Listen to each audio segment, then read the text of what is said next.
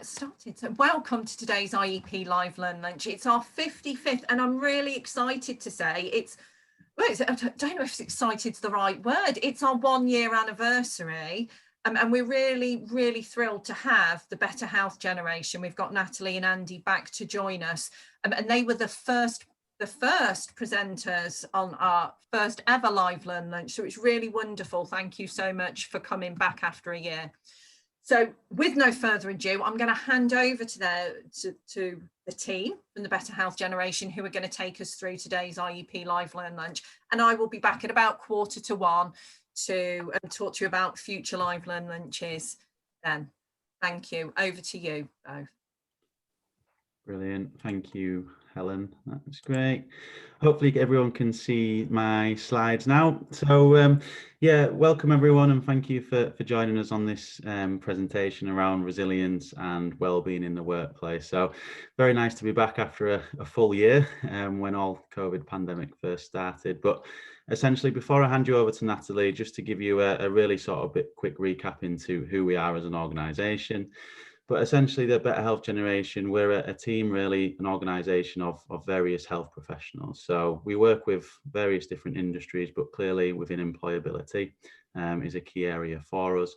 And we essentially work to be able to build the capacity of individuals. So we have a team of occupational therapists, mental health nurses, registered nurses, counsellors, psychologists, nutritionists, physiotherapists, and essentially we work with the individuals to be able to provide coping strategies, health strategies, to be able to help the individuals move forward in their journey. And we also work with some staff as well to be able to provide that preventative structure and support to individuals. So resilience is a key area for us that we do work with clients with and around. So hopefully Natalie will be able to take you through these slides. If anyone's got any questions, please throw them in the chat and we'll be able to answer them at the end or as we go. So please feel free to interact as much as possible.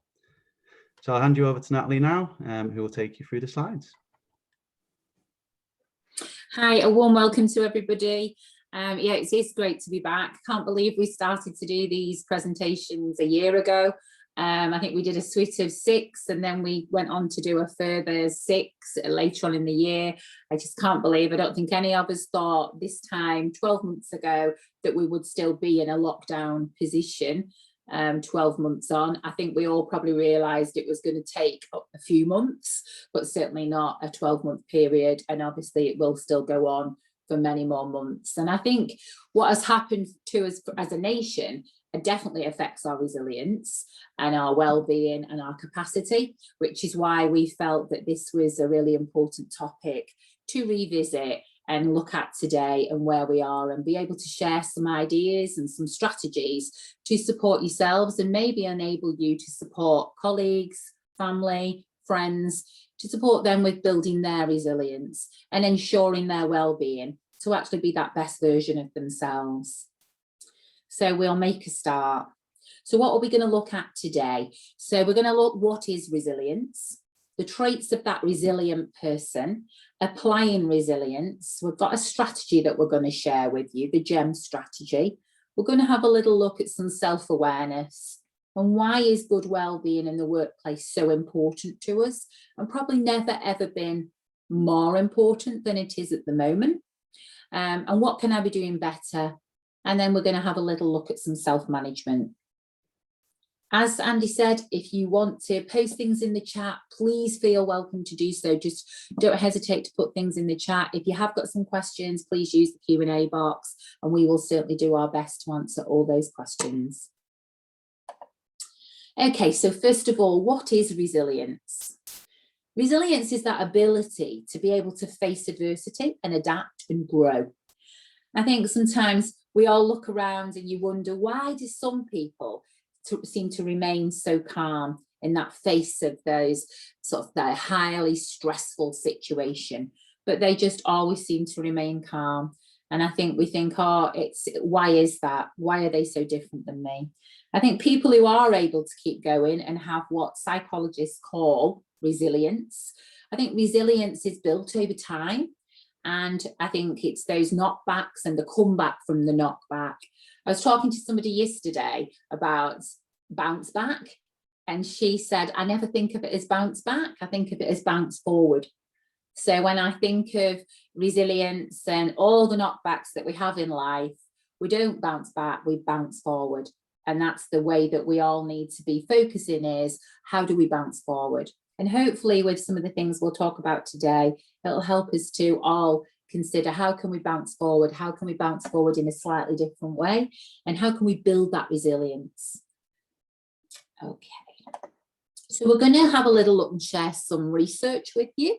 So just firstly looking at a point that we've taken from the CIPD and Hayes. So 80% of organisations reported challenges with staff retention, which is clearly going to be linked to that resilience. Yet 40% undertook those specific initiatives to improve staff retention in 2016.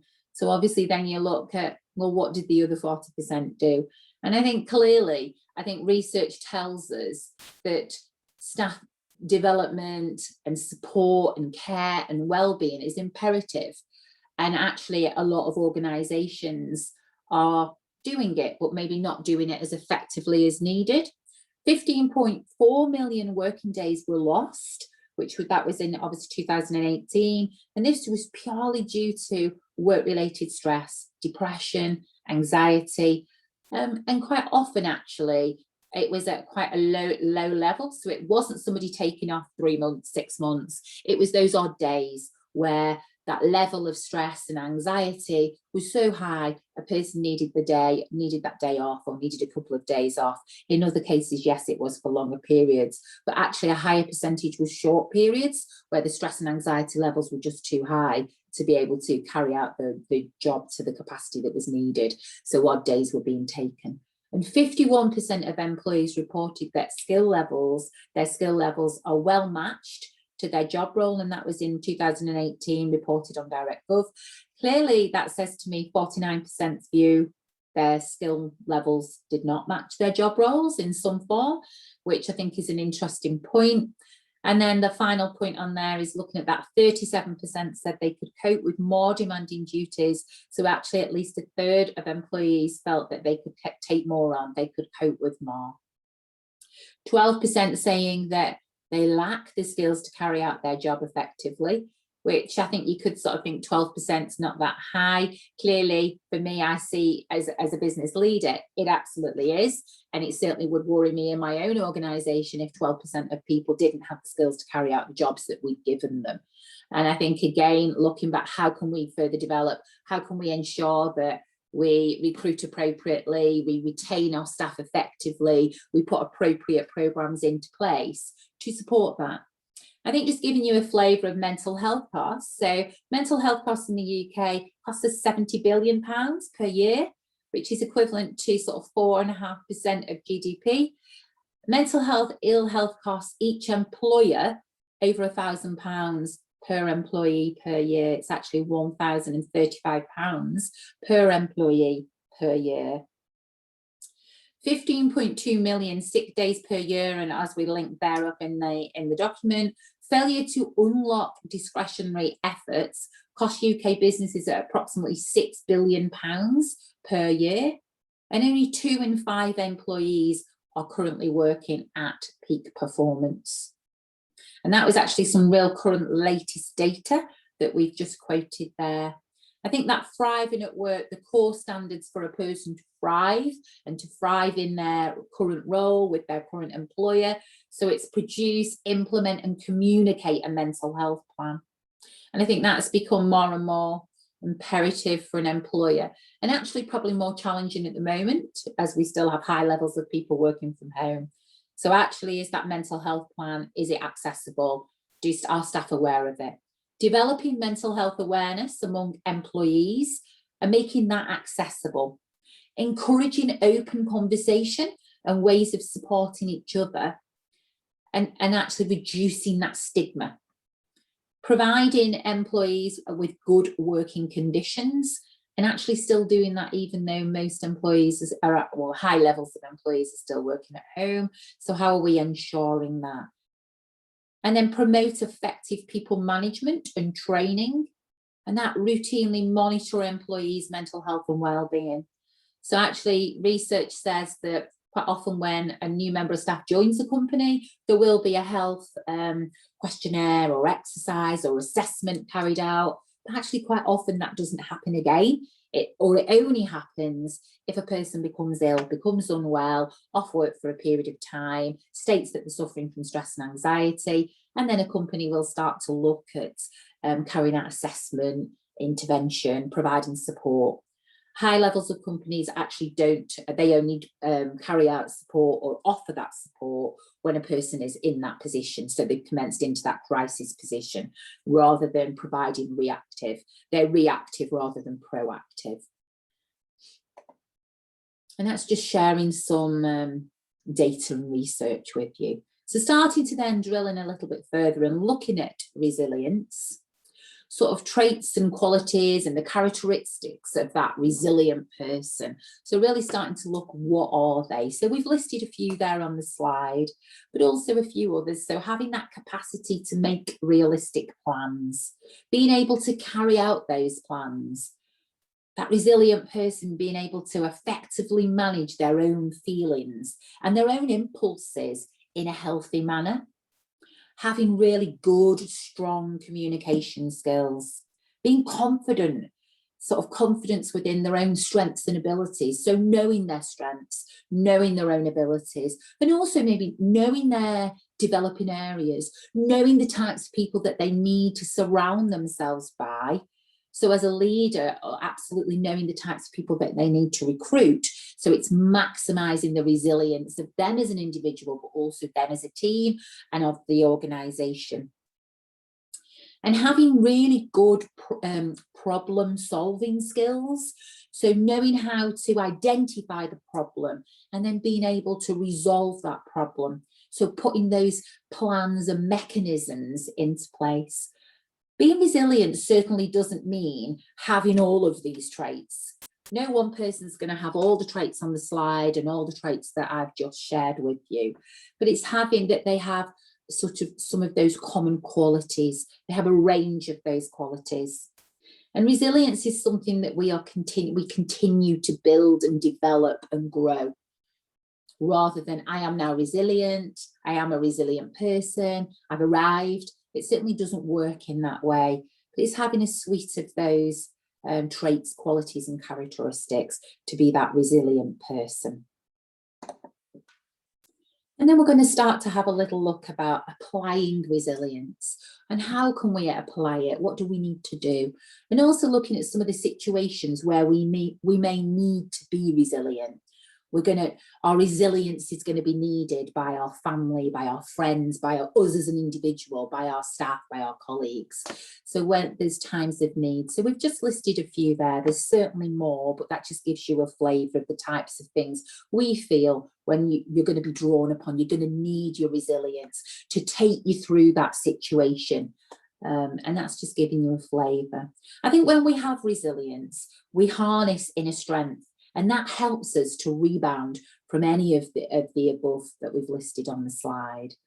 I think when we lack resilience is when we dwell on the problems, we start to feel victimised, become overwhelmed, and we can hit burnout. And we turn to those unhealthy coping mechanisms and strategies, and potentially even that sort of substance abuse route. And that can sound really strong, but it can be just drawing upon maybe eating more, maybe not eating as healthy, maybe smoking more, maybe vaping more, maybe exercising less. So we start to not do those things that normally we would be doing to care for ourselves. Resilience can help protect you from various mental health conditions, such as depression and anxiety. Or if there is an existing mental health condition, being resilient can improve your ability to manage and cope. I think at work it can be extremely stressful sometimes. We all have targets to meet. We may be in a new job, or our job role may have changed, and that may be due to the lockdown situation, COVID, or purely we've taken on a new role. We may have sort of recently done some retraining, We might be dealing with really difficult customers who've got many challenges or in crisis. We may have personal difficulties happening in our own lives outside of our working arrangements. And there are all sorts of setbacks we can experience quite often that require us to show resilience in order to keep going, to keep moving forward, and to keep sort of delivering and doing the everyday activities and duties. I think that some of are unavoidable. Some of the life events that we've listed, they're going to happen and they're unavoidable. I think resilience isn't about getting rid of these experiences, because I don't believe that we can. It is about ensuring that we're able to process them in a healthy manner and learn from them, grow and move forward through life, and ultimately thrive at work, but thrive within our lives generally. And I think those are sort of the areas where we feel that we have to really focus on.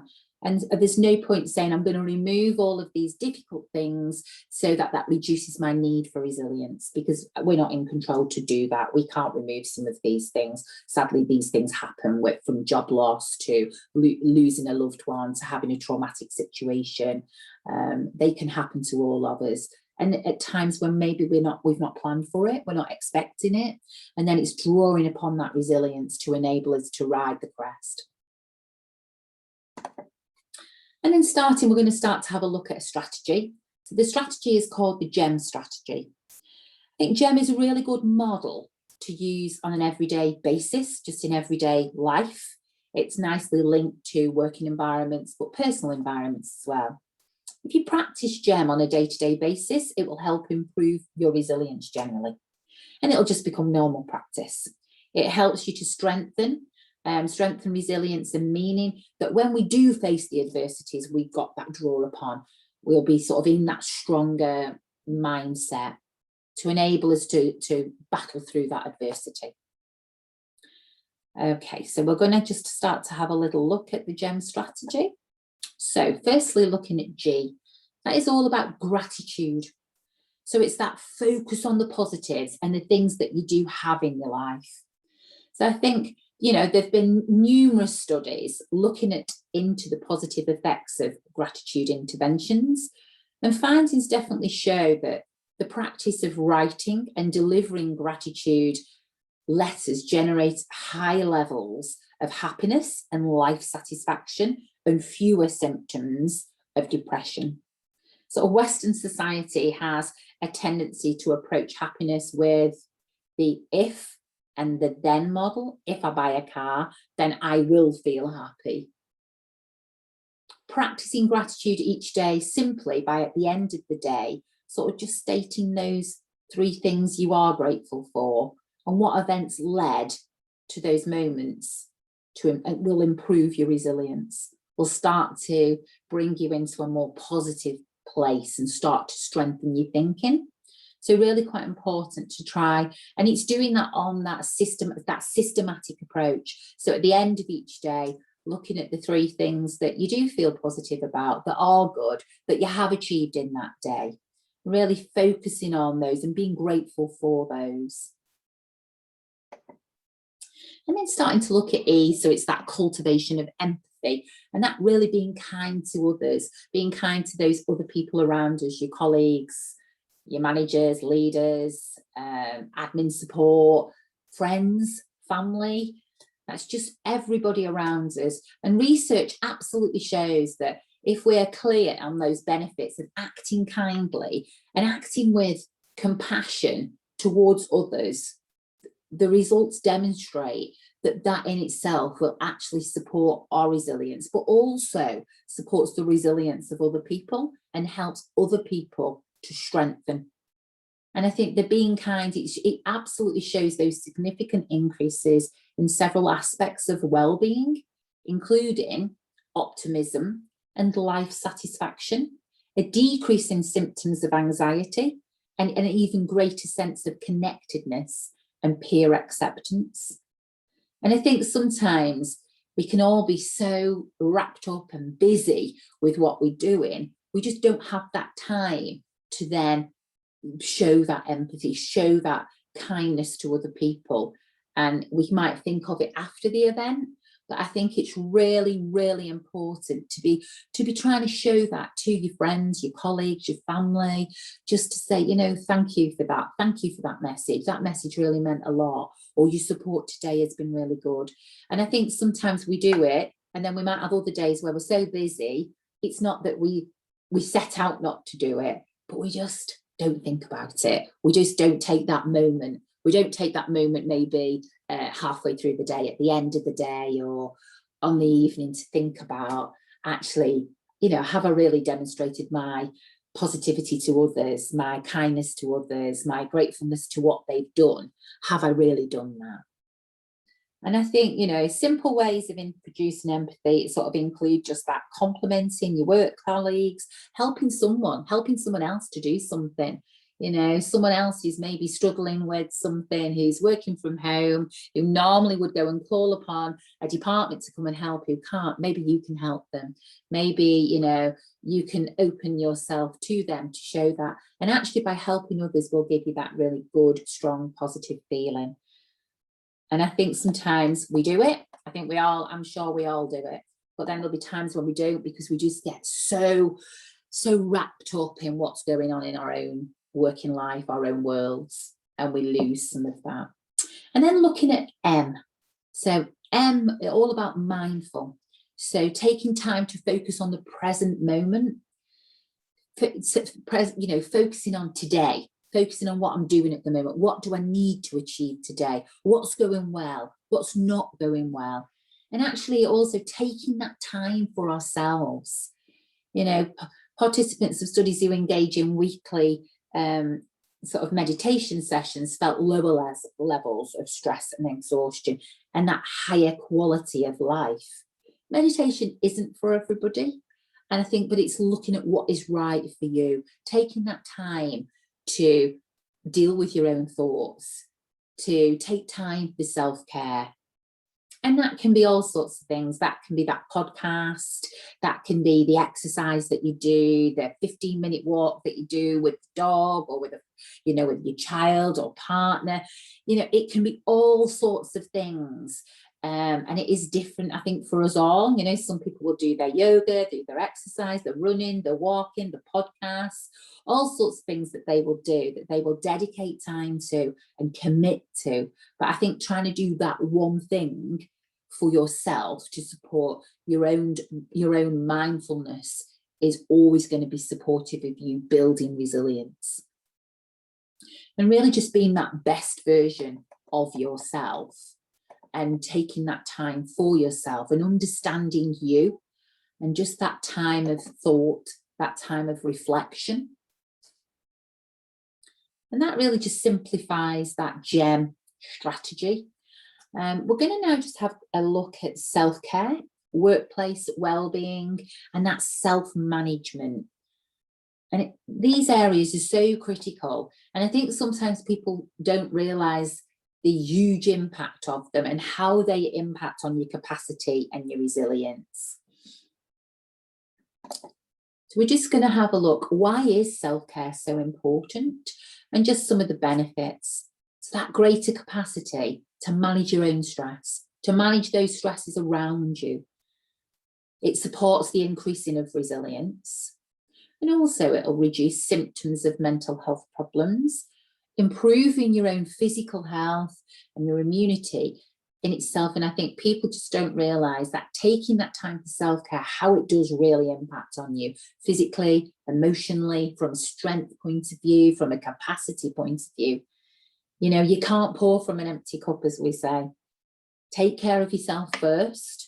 You know, I think, as you know, when we ever get that time to go back and fly, it will always say about putting your mask on for yourself first before you do that for a child, for another person. So always making sure that you're looking after you to enable you to look after other people. It's the same sort of thing. And I think sometimes, particularly in the work that we do, we can get so wrapped up and so involved in looking after our clients, our service users, even our colleagues, that we sometimes can forget ourselves. So it's that reminder of looking after you and your own self-care and how critical that is. And then looking at workplace wellbeing.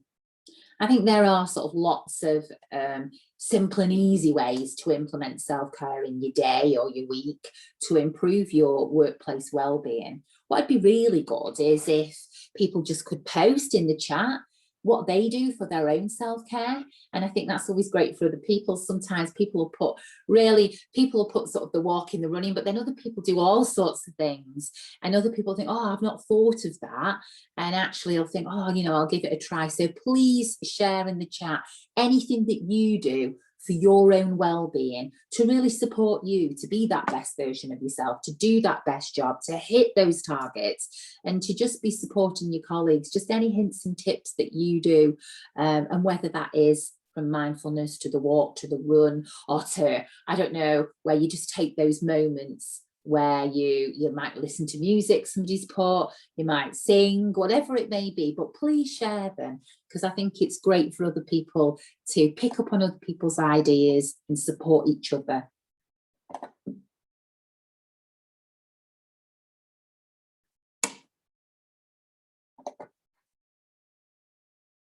I think we've just listed a few things there, and it can be all sorts of things, even that asking for help. Some people find it so hard to ask for help, or even to admit that they need some support.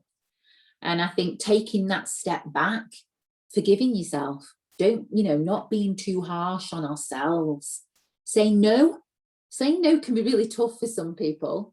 And I think that learning of how to say no and when to say no. Staying at home, and I think we've all had to do lots of that, but actually under normal terms we can be racing around here, there and everywhere, so actually sometimes staying at home can be good. Setting boundaries, setting goals, setting targets, setting parameters can be absolutely excellent for us all and support our self-care. Asking for what you need, so being really clear. Sometimes it can be difficult, you know what it is that you need, but you don't want to ask. You don't want to tell others, this is what I need, this is when I need it. And sometimes people will sort of steer away and be too loose with what they need. And then there's a lack of understanding, there's a misunderstanding. And knowing when to put yourself first. And also sometimes having that time alone, that alone time. And I think for a lot of people have reached out to us because they have been homeschooling. They've been homeschooling and working and have felt no time, and they've all been in the house, and maybe there's been 2-3 other people in the house trying to work as well, and there's been that lack of your own space, and they found it really difficult.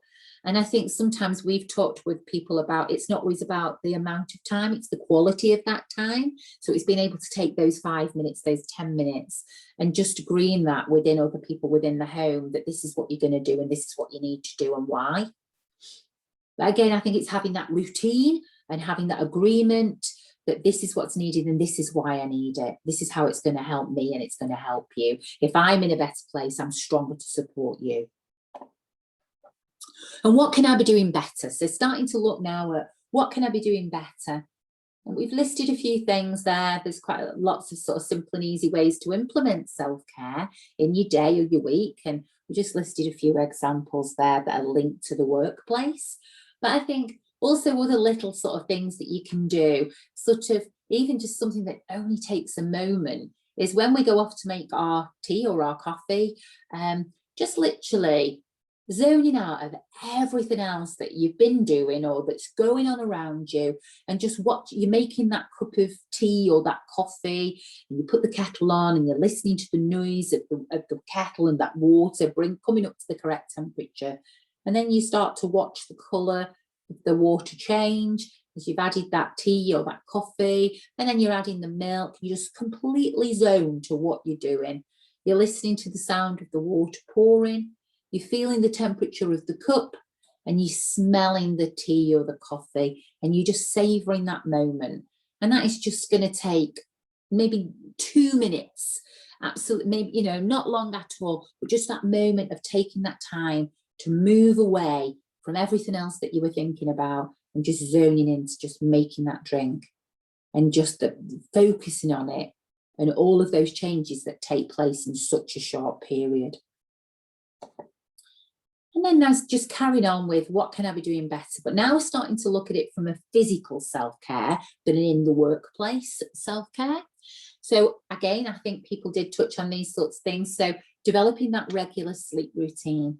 We sort of can never stress enough to people who we work with how important sleep routine is, sleep hygiene, sleep care. And that is, you know, about the ways that we build up to going to sleep, the times of going to bed. And I think people just think, oh, you're going to just tell me don't use my iPad or my phone before I get into bed. There's a lot more to it to that. So even thinking about the foods that we eat, the things that we drink, leading up to that sort of time of going to bed, the things that we do before we go to bed, just leading up the environment, the sleeping arrangement, so the lighting and things like that, just trying to develop that really strong routine to support really good, healthy sleep. That aim for a healthy diet, and we always use the word aim. I think to say, you know, to have that 100% healthy diet is very challenging for most people. So I think it's the aiming for the healthy diet, making those conscious decisions. But also I think another thing is, well, taking breaks. I think, you know, many people have ended up coming to us in quite difficult situations because they lost routine with their sleep. They've lost a routine with their diet, and they've also lost routine as in not taking lunch breaks. They've just worked solid through. Laptop's gone on at 7:30, 8 a.m. and they've done that solid work. They may have broke off to grab a snack, grab a drink, but actually not took the true break. Whereas in the workplace, when we've talked to them about it, oh yeah, normally I would take my 30 minutes or my hour, I might nip to the shop, might go for a quick walk at lunchtime, but actually all of that had stopped. So also making sure that you really are building in true breaks into that working day. Going for the walk if possible at lunchtime, even if, you know, some people say, oh, I only get half an hour. Well, just do a 15-minute walk and then use 15 minutes to actually eat and have something to drink. And also, weirdly, I think people say, you're suggesting use sick leave when needed. It's absolutely, we're only saying when it is needed.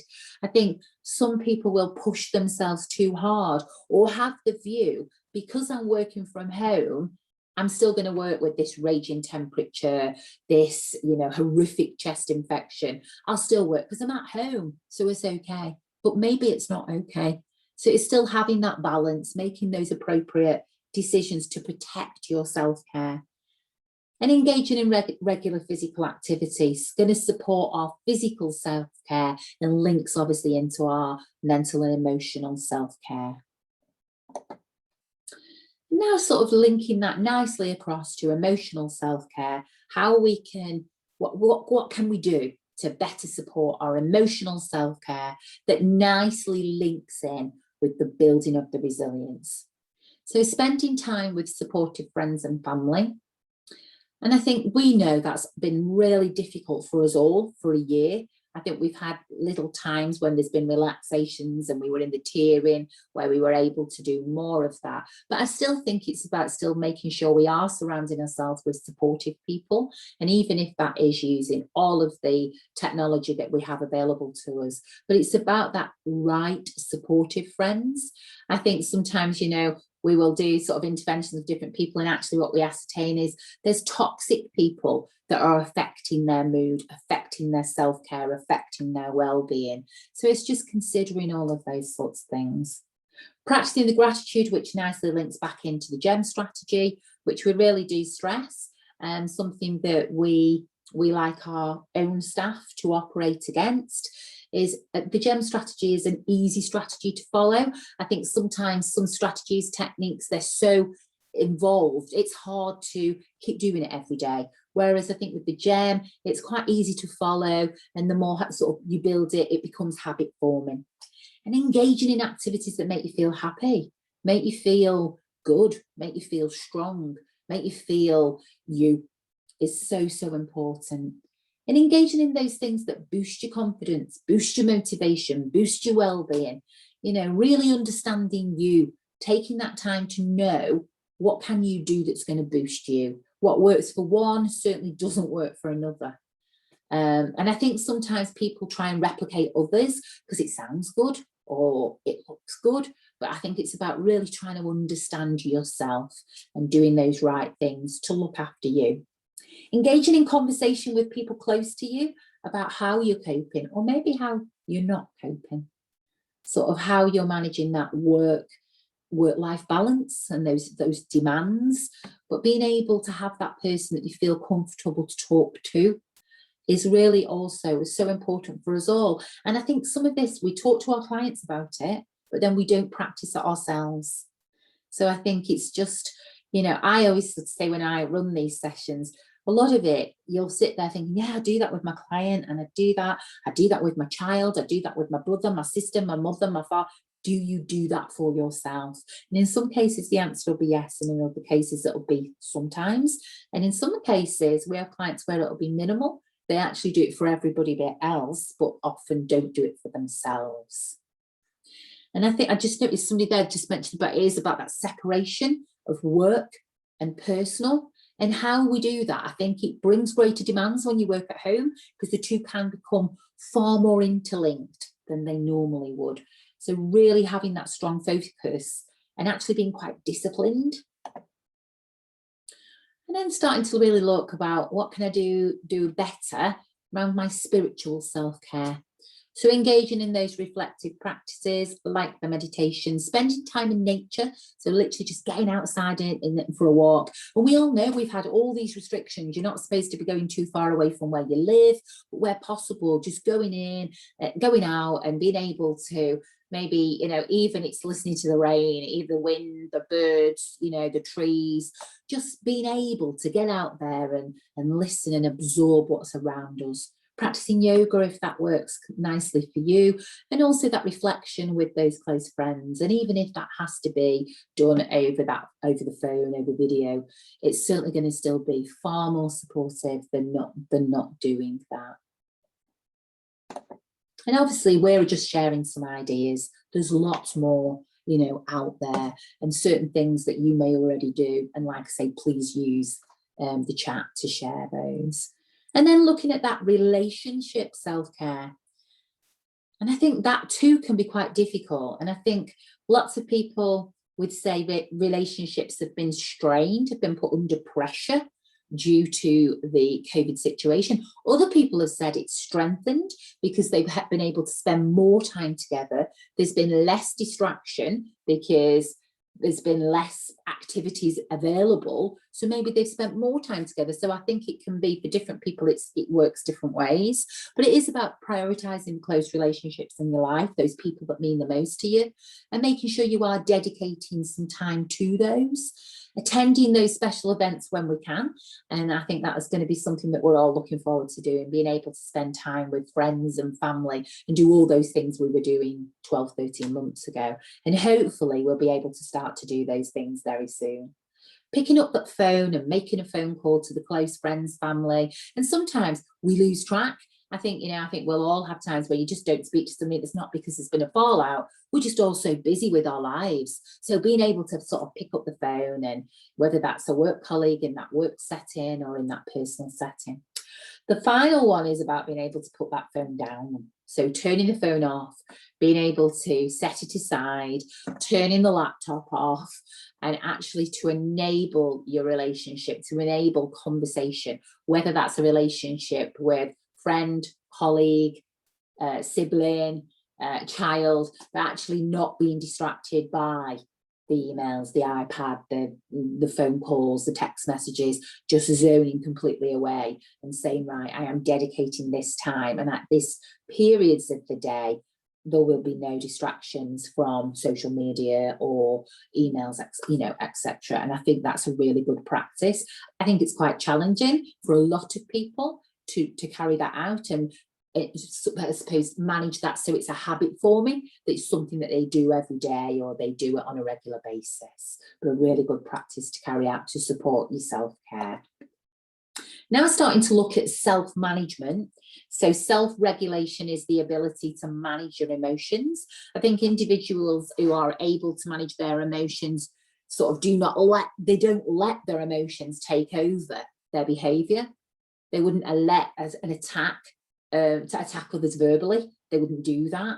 And they wouldn't make those hasty decisions based on emotion and compromise. They wouldn't compromise on their values. They would stand firm of their values. I think to improve self-regulation, it is going back to what we've just been talking about, is making time for relaxation and fun activities, deep breathing, meditation, talking to friends, colleagues, getting another perspective can be really, really helpful. And finding those coping strategies that work for you.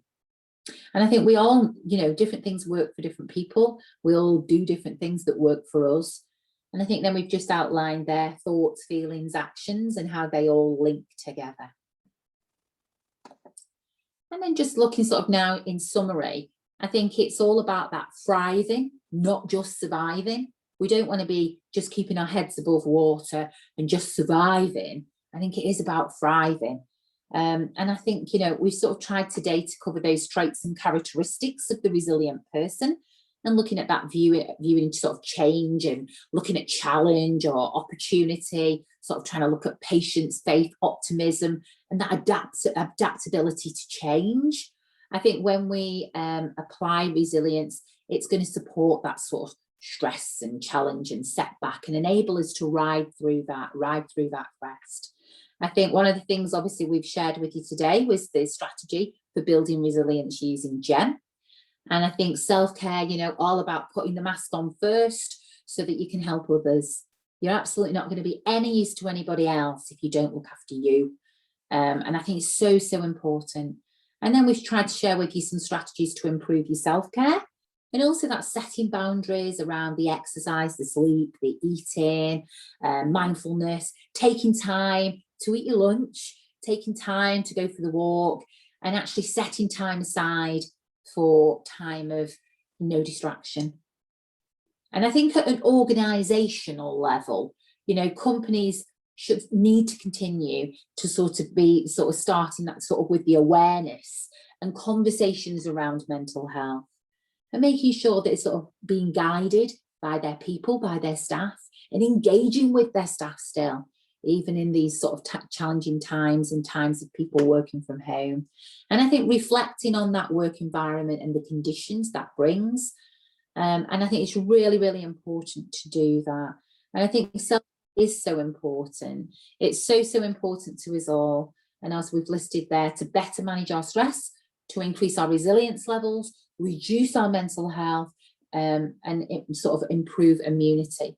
And I think thriving people in thriving organisations is good for the people in it, and it's absolutely going to be good. You know, it's great for business too.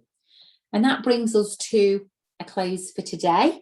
And if anybody does have any questions, we'll be happy to take those. But thank you so much for posting so much in chat and joining us today.